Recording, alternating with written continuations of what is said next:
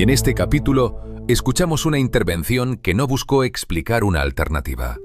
Buscó otra cosa, una demolición personal desde un atril público. Con tan nefasto paso por el consistorio de Nerva del personaje al que hoy... Así empezó la intervención. No hubo plan, no hubo hoja de ruta, no hubo explicación de cómo iban a resolver el desastre. Hubo una palabra: personaje. Magnífico comienzo para quien decía venir a regenerar la democracia. Porque cuando alguien empieza llamando personaje a un adversario, ya se sabe qué viene después. Poco proyecto, mucha superioridad moral y una larga lista de desprecios para tapar la ausencia de soluciones. Actitudes dictatoriales y autoritarias. Después, habló de actitudes dictatoriales y autoritarias. Curioso, porque exigir que los gastos tengan expediente, que los pagos tengan factura, que haya procedimiento, fiscalización y cumplimiento de la ley, no es autoritarismo, es administración pública. Lo que algunos llamaban autoritarismo era simplemente dejar de funcionar como antes. Y como antes, ya no se podía seguir. Acostumbra, y en los últimos días desquiciadamente, a utilizar los medios de comunicación municipales. Desquiciadamente, dijo. Se refería a los vídeos y comunicaciones públicas donde se explicó a la ciudadanía la situación real del ayuntamiento. Informar al pueblo era desquiciamiento.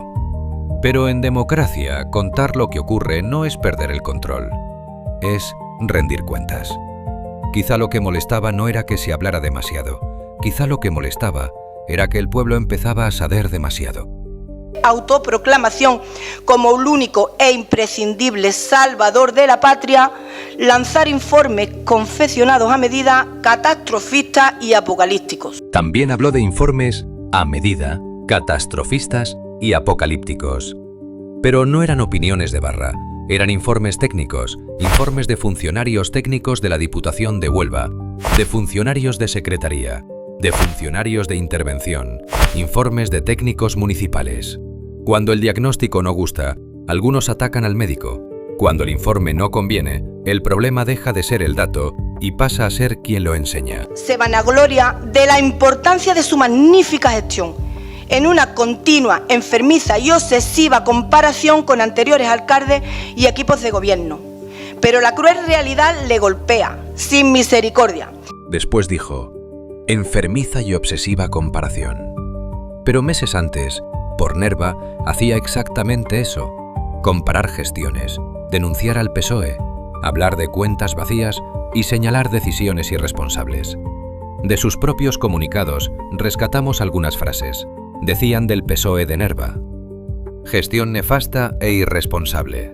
También escribieron: para velar por los intereses de los nervenses, creemos que ya han tenido muchos años con el lamentable resultado que todos conocemos. Por Nerva, dijo que el PSOE de Nerva ha entendido que nuestro pueblo debe vivir una campaña electoral constante, importándole muy poco devolver a las y los nervenses a la trinchera del enfrentamiento. Hasta ahora, por responsabilidad, no hemos querido participar de esta escenificación del odio y del resentimiento, pero seguramente sea el momento de comenzar a contestar a tantas insidias y mentiras. Hablaron además de: nos encontrábamos ante un nuevo ejemplo de esa gestión que tiene a nuestro ayuntamiento asfixiado y al borde de la quiebra técnica. Hablaron además de: para el PSOE de Nerva, ejercer la oposición responsablemente es abocar a nuestro pueblo a un enfrentamiento permanente. Y añadieron: el abandono y el entreguismo de quien solo por intereses personales traicionó a todo un pueblo. El mismo que a día de hoy sigue moviendo los hilos del PSOE, junto al que se iba a retirar al huerto, eso sí, tras dejar al ayuntamiento en la peor situación de su historia. Según por Nerva, ¿quién traicionó a todo un pueblo solo por intereses personales? ¿Quién sigue moviendo los hilos del PSOE? ¿Quién se iba a retirar al huerto? ¿Quién había dejado al ayuntamiento en la peor situación de su historia? Una forma de gobernar nefasta y funesta, humillando a una población. Luego habló de una forma de gobernar nefasta y funesta, y de humillar a una población. Pero humillar a una población no es contar de la verdad. Humillar a una población es pedirle confianza diciendo una cosa y hacer la contraria unos meses después. Y la desatención más déspota que pudiéramos imaginar. Habló de desatención déspota. Pero atender no significa poder decir sí a todo. Lo que no podía ver era una respuesta automática a cada petición, como si no existieran límites, normas, ni una situación económica crítica. Gobernar también es decir la verdad, y cuando una administración está al límite, poner orden no es despotismo, es responsabilidad pública. Propio más de un maquiavélico dictadorzuelo de 3 al cuarto que de un alcalde democrático. Maquiavélico dictadorzuelo de 3 al cuarto. Una frase elegante, finísima, casi académica. Exactamente el tipo de expresión que uno espera escuchar en un pleno municipal cuando se viene a hablar de democracia, respeto y regeneración. No parecía improvisada, tenía ese aroma tan reconocible de las frases que vienen con dueño, aunque cambien de voz, y se leyó con la naturalidad de quien quizá no estaba construyendo un argumento, sino cumpliendo una función. Desde su ineptitud, torpeza e incapacidad, en su permanente manía persecutoria. Después vinieron ineptitud, torpeza, incapacidad y manía persecutoria. No era análisis político, no se discutía el estado del ayuntamiento, se intentaba discutir a la persona. La moción servía para censurar una gestión. Ellos prefirieron aprovecharla para ensayar una demolición personal con acta. Escondido cobardemente en su siniestra madriguera, rebuscando papeles para denunciar. Escondido cobardemente en su siniestra madriguera, dijo. No había nadie escondido. Se estaba donde había que estar cuando un ayuntamiento aparece roto por dentro. No era una madriguera. Era el lugar donde empezaron a aparecer las irregularidades que algunos habrían preferido no ver. Rebuscando papeles para denunciar, dijo, como si hubiera hecho falta excavar. No, las irregularidades aparecían solas, y cada vez que aparecían, por Nerva también las conocían porque formaban parte del equipo de gobierno. El problema no era buscar, el problema era qué hacer cuando aparecían. Porque cuando una autoridad pública conoce hechos que pueden ser presuntamente ilegales, callar deja de ser prudencia y empieza a parecerse demasiado a presunta complicidad por omisión. No tiene la más mínima decencia ni valentía que se precisa para ser el alcalde de Nerva. Nadie de los que estábamos allí imaginó la situación real del ayuntamiento, incluido los de por Nerva, que estaban en el equipo de gobierno.